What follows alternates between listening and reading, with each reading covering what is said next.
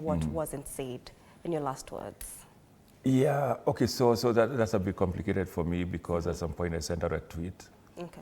Yeah, saying that he was physically abusive to my mother. And that one sort of created a fracture between us. So I can say frankly now that our last conversations were contentious.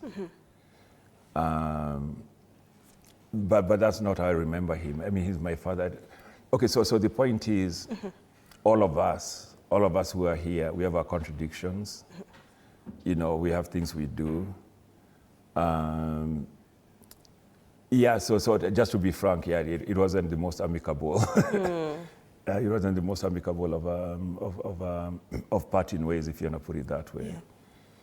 But I would like to add, though, like, I'm in pain, and I loved him very, very dearly. Like, you know what I mean? Because for me, I'm a writer, I'm a professor, I work on African languages. Yeah.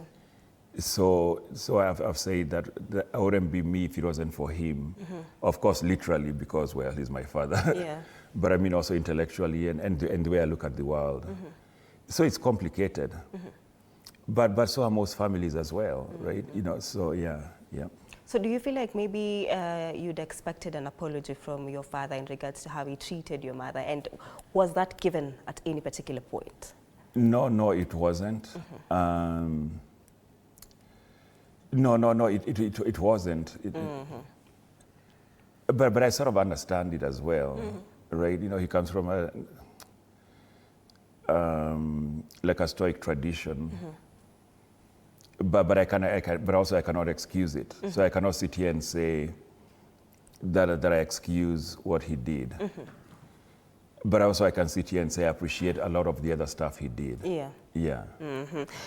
You also write, of course, Professor, as you said, but was there a point where you actually challenged Professor intellectually and you won? And I won? Yes. No, I lost. Was it? No. Also quite firm. Yeah, no, I lost. He was also a really good chess player. Yes. He's actually the one who taught me how to play chess. And I don't think I won a single game against him. Yeah. But for me, I would say intellectually it was more a back and forth. So, for example, 3 of my siblings are writers. And at some point, even him and I and the other siblings would just exchange manuscripts. Yeah. So it's almost like we had an internal, familial, a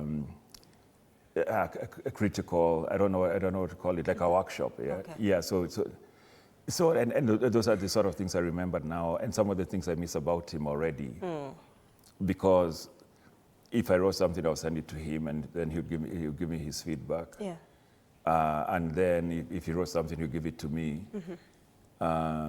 So there was a time I say that, okay, for most kids when they're growing up, at least in the US, because that's where I'm based, you know, kids will go out and play baseball with their fathers, blah, blah, blah, blah, blah, you know, football. For us, I say we played with words. Yeah, like we played with language and words, and yeah. All right.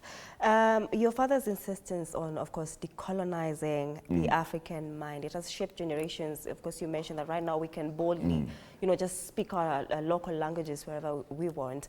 But how did he raise you within that, you know, philosophy of just decolonizing the African mind? So the first thing is